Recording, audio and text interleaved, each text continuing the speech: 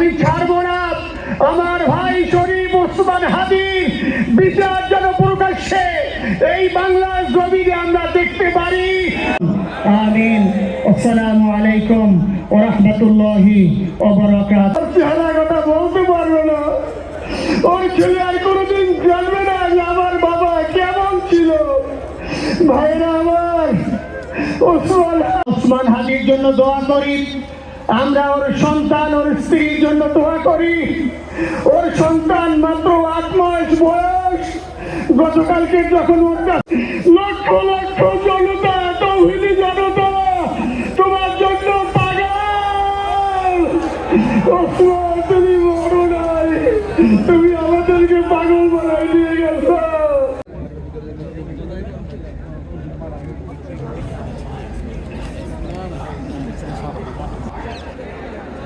তিন ভাই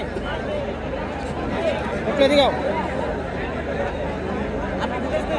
নিচে নিচে এদিকে একটা 30 সেকেন্ড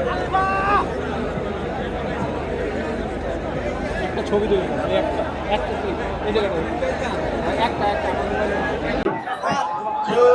না না ভাই ভাই কিচ্ছু করেন না ভাই, কিচ্ছু করা লাগবে না। ওই